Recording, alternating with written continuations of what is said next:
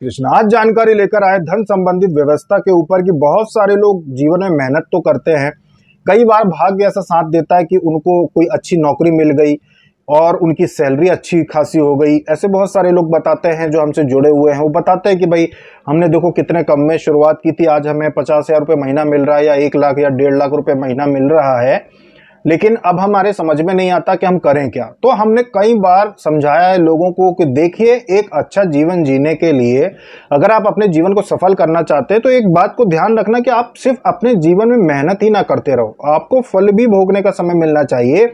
आप सिर्फ और सिर्फ पैसे कमाने के पीछे ना लगे रहें, बल्कि अपने जीवन के महत्व को भी समझें कि इतने अरबों की संख्या में मनुष्यों का जन्म होता है, तो इसमें आपके जन्म का उद्देश्य आपने पूरा किया कि नहीं किया। आपको अपने जीवन में उन सभी चीजों को समझना होगा कि भाई आपको पुण्य भी करना कितना जरूरी है, अपने देवी देवताओं के लिए भी कुछ करना जरूरी है, पितरों के लिए भी कुछ करना जरूरी है, और खुद को भी अपने जीवन में आनंद की अनुभूति होना जरूरी है। चाहे आनंद आपको यात्राओं के द्वारा हो कि आप अपने ही देश का भ्रमण करें, या फिर अन्य देश जहाँ पे आपको लगता है कि भाई यहाँ पे भी धार्मिक चीजें हैं या हमें यहाँ जाना चाहिए, वहां पर भी आप घूम के आओ। सारी चीजों के लिए धन का उचित प्रबंधन करना बहुत जरूरी है। बहुत सारे लोग पैसे कमाते तो हैं लेकिन उसको संभाल नहीं पाते कि आप करें क्या। तो इसी विषय पे जानकारी देने आए हैं आज कि जो साधक, खास करके ऐसे साधक जो कहते हैं कि भाई अभी हमारी इनकम अच्छी है, अभी हम अच्छा धन कमाते हैं, लेकिन अब आगे हमको क्या करना चाहिए, 4 व्हीलर ले लें, गाड़ी ले लें या फिर क्या करें। तो उनके लिए जानकारी है कि सबसे पहले एक मनुष्य के पास जो होना चाहिए वो होना चाहिए स्थायी संपत्ति। अगर आपके पास धन की आवक है भगवान की कृपा से, आप शहर में रहते हो, भले ही आप किराए के कमरे में रहते हो, सबसे पहले आप घर की व्यवस्था करें। ऐसे घर की व्यवस्था करें जिसमें न सिर्फ आप रह सकें बल्कि आप उस पे किराए के लिए भी कुछ कमरे दे सकें, किराए की भी व्यवस्था हो सके। ऐसी संपत्ति बनाने का प्रयास पहले करें, क्योंकि समय कब बदल जाए कोई भरोसा नहीं। जरूरी नहीं है कि आप जिस कंपनी में आज काम कर रहे हैं वो हमेशा चलती रहे, या आपको जो इनकम अभी हो रही है वो हमेशा चलती रहे। तो सबसे पहले तो स्थायी आपको संपत्ति बनाना जरूरी है, जिससे आपको स्थायी इनकम हो सके। बहुत सारे ऐसे साधक हैं जो शहरों में छोटे छोटे घर ले लेते हैं किराए से चलाने के लिए, कि भाई चलो ठीक है, करोड़ों रुपए नहीं है आपके पास, कुछ लाख रुपए हैं, और आपने किसी कॉलोनी में या शहर से बाहर भी कहीं पे आपको पता है कि यहाँ पे किराए से चला जाता, अपने छोटे सस्ते घर खरीद लिए और फिर उनको किराए पे चलाना शुरू कर दिया। जब स्थायी एक आमदनी शुरू हो गई कि भाई ठीक है, आपका एक घर ऐसा है जिससे आपको महीने के 20,000 रुपए किराया आता ही आता है, तो वो एक बहुत बड़ा सपोर्ट लग जाता है जब आगे चल के आप कोई बड़ी संपत्ति ले रहे हो। एक व्यक्ति ने, मान लीजिए कि शहर के बाहर कॉलोनी में कहीं पे जहाँ पे सस्ते घर मिलते थे, उन्होंने घर ले लिया, किराए से चलाने लगे। अब स्थिति भगवान ने ऐसी लाई कि भाई उनकी आमदनी धीरे धीरे बढ़ती गई। अब क्योंकि उनको सपोर्ट लगा था किराए का, कि किराया भी उनका आता था, तो उनकी आमदनी जो थी वो भी कम खर्च होती थी, क्योंकि वहां से भी धन की आवक होती थी। अब आगे चल के भगवान ने ऐसे दिन दिखाए कि अच्छा खासा घर बनाने का उनको मौका मिला, तो उन्होंने उस भरोसे कि चलो अपन बड़ा लोन भी ले लेंगे तो कोई दिक्कत नहीं, किराया तो आता ही है अपना, पहले से आमदनी एक जगह से हो ही रही है। भले ही वो घर 12 लाख का लिया था कि शहर के बाहर कहीं कॉलोनी थी, वहां पे सस्ते घर मिल रहे थे, 12 लाख का एक छोटा सा पुराना घर ले लिया था, उसको किराया चला दिया।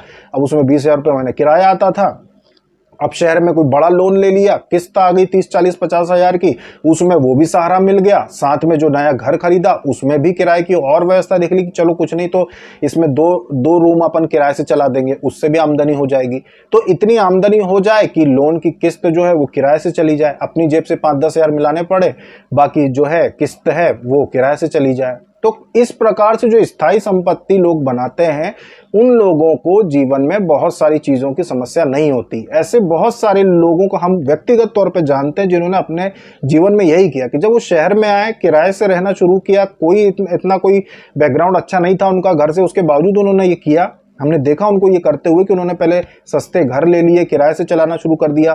खुद तो शहर में अच्छी जगह रहते थे, अच्छे एरिया में जहां वो रहना चाहते थे परिवार के साथ, बच्चों के साथ, लेकिन फिर भी सस्ते घर, बजट ज़्यादा बड़ा नहीं है, छोटा है तो छोटे सस्ते घर लेके किराए से चलाना शुरू कर दिए। हालांकि आज उनके पास कई घर हैं, एक से ज़्यादा घर है, वो खुद अच्छे एरिया में ही रहते हैं, खुद के घर में रहते हैं, लेकिन उन्होंने इस तरीके से स्थायी संपत्ति का अपना महत्व होता है। स्थायी संपत्ति होना बहुत जरूरी है। जैसे किसान होता है, उसके पास स्थायी संपत्ति है कि भाई वो किसानी जब तक कर सकता है, हाथ पैर चल रहे हैं उसके, तब तक तो वो खेती करके मेहनत करके कमाएगा। लेकिन अगर वो बीमार भी हो जाए, वो खेती ना भी कर पाए, तो दूसरे को खेती किराए पे देकर भी वो कम से कम भूखा तो नहीं मरेगा, वो उसका काम तो चल ही जाएगा। तो स्थायी संपत्ति हमेशा सपोर्ट करती है। अब स्थायी इनकम अगर किसी व्यक्ति की हो जाती है और आगे चलकर नौकरी छूट भी गई, मान लीजिए ऐसा कुछ हुआ जैसा अभी कोरोना में हुआ था, या फिर जब नौकरी छूटती है, कोई कंपनी शिफ्ट हो जाती है या बंद हो जाती है, अचानक से पूरी की पूरी टीम जो किसी कंपनी में काम कर रही हो बेरोजगार हो जाती है, तो ऐसी स्थिति में भी अगर आपकी स्थायी संपत्ति आप बनाते आ रहे थे शुरुआत से, तो बहुत बड़ा सपोर्ट हो जाती है आपको आर्थिक रूप से सहायता करने में। इसीलिए अगर आप शहर में रह रहे हैं तो सबसे पहले 4 व्हीलर लेने की ना सोचें,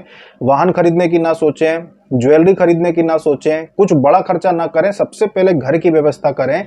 सबसे पहले जो आपको पैसे लगाना चाहिए वो घर में लगाना चाहिए, और वो भी छोटे घरों में, ऐसे सस्ते घरों में जहां पे किराया शुरुआत में जल्दी से आना शुरू हो जाए। ऐसा भी मत करना कि बहुत बड़ा बंगला देख लिया, एक बहुत बड़ा घर देख लिया जिसमें इतना बड़ा अमाउंट देना था कि आपकी कमर ही टूट जाए। ऐसा भी नहीं करना। काम ऐसा करो कि हाँ, छोटे घर ले लो, भले ही ये सोच के कि अपने को आगे अपने लिए अगर लेना है और अच्छा लेना है तो अच्छी जगह ले लेंगे, लेकिन उसको लेके और किराए से चलाना शुरू कर दें। ये बहुत ज़्यादा आपको सपोर्ट देगा। और ये चीज़ तभी आप समझेंगे जब आप इन चीज़ों को होते हुए देखेंगे कि जो लोग सफल हैं उन्होंने क्या किया, उन्होंने किस तरीके से व्यवस्था की धन की। क्योंकि सिर्फ और सिर्फ व्यापार बढ़ाने से भी बात नहीं बनती। व्यापार भी कब गिर जाए कोई कह नहीं सकता। व्यापार में भी उतार चढ़ाव होते हैं। जितने भी बड़े व्यापारी दिखते हैं हमेशा इनकी आमदनी एक जैसी नहीं होती, पर इनकी स्थायी संपत्ति की वजह से वो दिखाई नहीं देता कि इनको कहाँ कहाँ उतार चढ़ाव आते हैं, क्योंकि सभी लोग स्थायी संपत्ति में धीरे धीरे अपने पैसे लगाते हैं। तो वो उचित रहता है एक साधकों के लिए। अभी हमारे एक साधक थे जिनकी इनकम बहुत अच्छी थी, बहुत खुश थे, वो किराए से रहते थे लेकिन लाखों में इनकम थी उनकी, सैलरी अच्छी खासी थी, प्रमोशन भी उनको काफ़ी अच्छे मिल चुके थे, अपने ऑफिस में हेड बन के बैठे हुए थे, वो सब कुछ अच्छा था।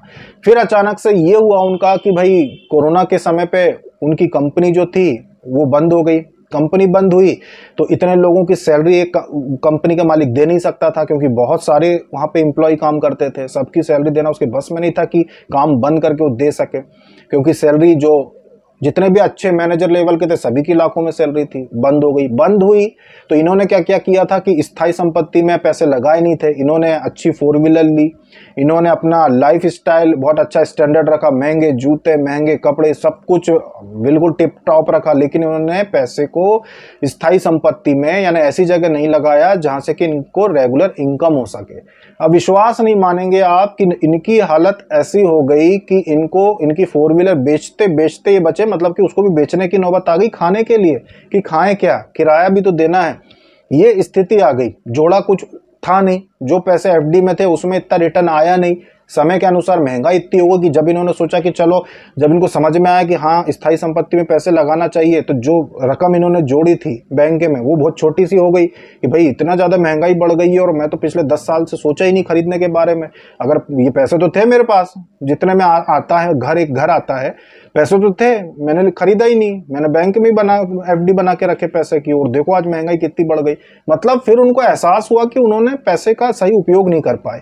इस वजह से आर्थिक स्थिति उनकी बहुत ज़्यादा डगमगा गई। हालांकि बाद में फिर ये हुआ कि उन्होंने दोबारा फिर ये लक्ष्य बनाया कि अब मैं आगे जब जैसे दोबारा खड़ा हो जाऊंगा, दोबारा उनको जब नौकरी लगी, दोबारा जब काम शुरू हुआ, तब उन्होंने, हालांकि बहुत कम सैलरी से शुरू हुआ, लेकिन उन्होंने फिर ये लक्ष्य बना लिया कि अब मैं पहले स्थायी संपत्ति बनाऊंगा जिससे कुछ ना कुछ सपोर्ट लग जाए आमदनी का, कि भाई आगे चल के दिक्कत ना हो। और ये भी उन्होंने फिर लक्ष्य बनाया कि भाई भले ही मैं पत्नी को गहने ना दिलाऊं, लेकिन जो भी मैं स्थायी संपत्ति बनाऊंगा, अब इसमें एक कमरा और बना दूंगा किराए के लिए, एक कमरा और बना दूंगा किराए के लिए, किराया आएगा तो सपोर्ट लगेगा। जब इस तरीके से स्थायी संपत्ति बनाकर कोई व्यक्ति चलता है तो आगे चल के उसको बहुत लाभ होता है। और ध्यान रखना कि स्थायी संपत्ति का हम कह रहे हैं ये होता है घर खरीदना, फ्लैट खरीदना जो किराए से चल सके। खेत खरीदने का नहीं बोले, जमीनें खरीदने का नहीं बोले कि आप खेती में पैसा फंसा दो, क्योंकि खेती में आमदनी लौट कर बहुत कम होती है बजाय घर के। घर का किराया ज़्यादा होता है, खेती में बहुत ज़्यादा पैसा लगता है, लेकिन किराया खेती का कम आता है। पैतृक हो बात अलग है, पर खरीद कर उसको किराए पे चलाने में नुकसान हो जाता है। तो इसीलिए स्थायी संपत्ति मतलब शहर में रह रहे हो आप, तो आपको घर खरीदने का पहले सोचना चाहिए। गाड़ी घोड़े का पहले मत सोचो कि गाड़ी खरीद ली या लाइफस्टाइल मेंटेन करने लगे, ऐसा काम ना करें। सबसे पहला काम करें घर। घर की व्यवस्था पहले करें। जब आपको घर खुद का हो जाता है कि हाँ भाई घर खुद का हो गया है, इसमें अपन किराए से देने के लिए, रेंट पे देने के लिए कुछ व्यवस्था भी हो गई है कि घर ऐसा लिया कि एक पोर्शन आप दे सकते हो, उसके बाद फिर आपके जीवन में आप आगे के बड़े लक्ष्य बना सकते हो। पर पहले स्थायी संपत्ति के विषय में सोचना जरूरी है। तो जो नए साधक हैं हमारे, जो अब शहरों में आके बसे हैं नए नए, जिनकी अब नौकरियां लगी हैं, जो अब पहली साधना कर रहे हैं, उनको हम ये पहले से बता दें कि आपको क्या चीज नहीं करनी है। सबसे पहले घर की व्यवस्था करो। गाड़ी घोड़े का शौक मत करना कि महंगी बाइक खरीद लो, महंगी कार खरीद लो, ये सब मत करना। सबसे पहला काम करें आप घर की व्यवस्था, उसके बाद फिर आगे चलकर ये सारी चीज़ अपने आप मिलेगी आपको। जब एक समय ऐसा आ जाएगा कि आमदनी इतनी होगी स्थायी रूप से कि फिर आप जो गाड़ी लेना चाहे आप ले पाओगे, जो भी आप अपने परिवार के सदस्यों की इच्छाएं मनोकामनाएं पूरी करना चाहते सब कर पाओगे। लेकिन सबसे पहले अपना बेस आपको मजबूत करना पड़ेगा। आधार क्या है आपका शहर में रहने का? सबसे पहले घर की व्यवस्था करें नए साधक, उसके बाद दूसरी चीज़ों को सोचें। गाड़ी घोड़े का शौक मत करना, वरना आगे चल के फिर आपको दिक्कतें आएगी। हो सकता है कि आपको 2 लाख कम पड़ रहे हो घर लेने में और वो आपने 4 लाख की गाड़ी लेके बैठे हो सकता है एन टाइम पे ऐसा होता है, बहुत सारे लोगों के साथ होता है कि बिल्कुल 2-4 लाख रुपए कम पड़ जाते हैं और अच्छा खासा घर हाथ से निकल जाता है। ये चीज़ होती है और ये जो चीज़ें हम आपको बता रहे हैं ये बहुत आम बातें हैं। अब बड़े शहरों में तो खैर करोड़ों में घर आते हैं, वहाँ की हम बात नहीं कर रहे हैं। हम छोटे शहरों की बात कर रहे हैं जहाँ पे 10, 12, 15 लाख से भी शुरुआत हो जाती है घर की, कि भाई जिसके पास 15 लाख है वो भी एक घर खरीद सकता है, 20 लाख है वो भी एक घर खरीद सकता है। भले ही शहर से थोड़ा बाहर कॉलोनी में लें आप, पर ले सकते हैं। तो छोटे शहरों की हम बात कर रहे हैं। बड़े शहरों का तो हमें पता नहीं भाई कितने कितने में मिलते हैं, पर छोटे शहरों में अगर कोई व्यक्ति चाहता है कि वो जम जाए तो वो ऐसे काम कर सकता है, इस रूप से वो जम सकता है। तो सबसे पहला नियम आप अपनाएं कि सबसे पहले अपने सर के ऊपर छत करें आप, सबसे पहले घर की व्यवस्था करें, बाद में दूसरे शौक पूरे करें। अभी तक के लिए इतना ही। जय श्री कृष्ण।